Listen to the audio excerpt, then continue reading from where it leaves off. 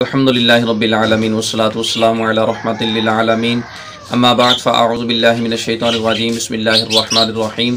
नाज़रीन, आज का हमारा दर्स शरीयत अहकाम ज़कात के मुताल्लिक़ एक जदीद मसले के बारे में इस्राहत करना है। मसला ये है कि ट्रस्ट हॉस्पिटल्स के अंदर ज़कात के माल से मुफ्त इलाज करना कैसा है, मुफ्त अद्वियात का देना कैसा है, इससे ज़कात अदा होगी या नहीं होगी, शरीयत में इसकी सूरत क्या है।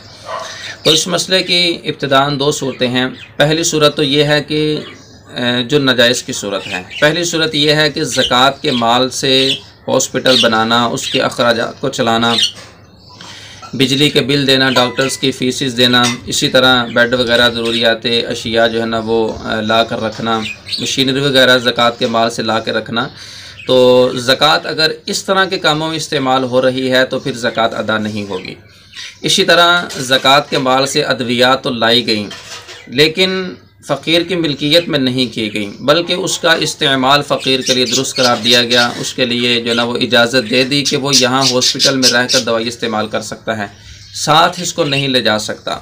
तो ये भी इबाहत की सूरत है, मालिक बनाने की सूरत नहीं है। इस सूरत के अंदर भी ज़कात अदा नहीं होगी। और जो इसकी जवाज़ की सूरत है वो ये है कि दवाई ला कर, क्योंकि ज़कात का माल फ़ीसेस में या दूसरे तीसरे कामों में तो नहीं दे सकते, क्योंकि शरई फ़कीर को इसका मालिक बनाना ज़रूरी होता है।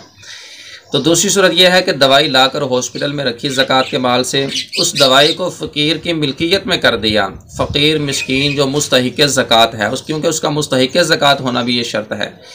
जब तक वो मुस्तहिक़ ज़कात नहीं है, ज़कात अदा नहीं होगी। और मुस्तहिक़ ज़कात यानी जो शरई फ़कीर है, जो 52.5 तोले चांदी की मिकदार का मालिक ना हो, इजाफ़ी रकम इतनी उस बंदे के पास मौजूद ना हो। ये नहीं हो सकता कि मुफ्त इलाज जो है ना वो शुरू है, जो भी आ रहा है उसका इलाज किया जा रहा है। मुफ्त जो है ना वो डिस्पेंसरी खोल ली है, कम्प्लेक्स जो है ना वो बना लिया है, इसी तरह हॉस्पिटल बना लिया, उसमें ज़कात के माल से दवाई लाकर हर एक को दी जा रही है जो भी वहाँ पे आ रहा है। तो इस अंदाज में भी ज़कात अदा नहीं होती। तो पहली शर्त यह है कि मुस्तहिक़ ज़कात हो। दूसरी शर्त यह है कि उस फ़कीर को उस दवाई का मालिक बना दे, चाहे तो उसको यहीं पे इस्तेमाल कर ले, चाहे तो उसको घर ले जाकर इस्तेमाल करे, कुल्ली तौर पे उसको इख्तियार हासिल हो। और तीसरी चीज़ ये है इसके अंदर कि जो दवाई की अगर ऐसी सूरत पाई जाती है यानी उसको मालिक बना दिया जाता है तो फिर उतनी ज़कात अदा हो जाएगी। और इसके अंदर तीसरी अहम बात यह है कि उस जितनी दवाई उसने फ़कीर आदमी को दी है उसकी जो मार्केट के अंदर उस वक़्त वैल्यू होगी उतनी ज़कात अदा होगी। जितने की उसने ख़रीदी है, लाने के जो अखराजात हैं वो बीच में शामिल नहीं किए जाएंगे। उतनी ज़कात उस शख्स की अदा होगी जितनी उसकी मार्केट के अंदर मौजूदा वैल्यू है।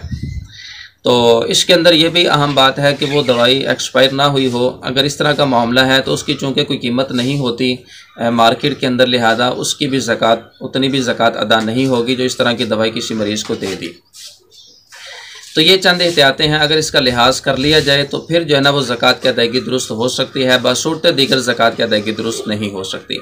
और इसके अंदर एक और जदीद पहलू जो पाया जा रहा है वो ये है कि बाज़ औक़ात किसी गरीब, किसी मिस्कीन आदमी का जो मर्ज़ होता है वो लंबा होता है, उसके अंदर कुछ अर्सा हॉस्पिटल के अंदर रहना होता है।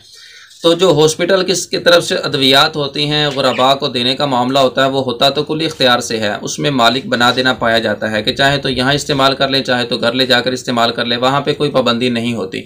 लेकिन बाज़ मरीज़ का जो मर्ज़ होता है वो थोड़ा सा लंबा होता है, उसमें कुछ अय्याम हॉस्पिटल में गुजार कर एहतियात के साथ दवाई खाने का मामला होता है। लिहाजा अगर इस तरह की सूरत हो कि वहाँ रख कर दवाई खिलाई जा रही हो, वो भी मरीज़ के मर्ज़ की वजह से, दवाई की वजह से नहीं कि दवाई को साथ ले जाने की इजाज़त नहीं है इसलिए वहाँ पे रखा जा रहा है, मरीज़ के मर्ज़ की वजह से अगर मरीज़ को वहाँ पे रख कर उसकी जो ना वो उसको दवाई खिलाई जा रही है तो ऐसी सूरत के अंदर भी ज़कात अदा हो जाएगी।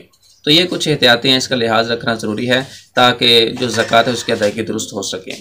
अल्लाह ताला हम सब को शरीयत मुतहरा के मुताबिक अमल की तौफ़ीक़ अता फ़रमाए। आमीन बिजाहि नबील अमीन सल्लल्लाहु अलैहि वसल्लम।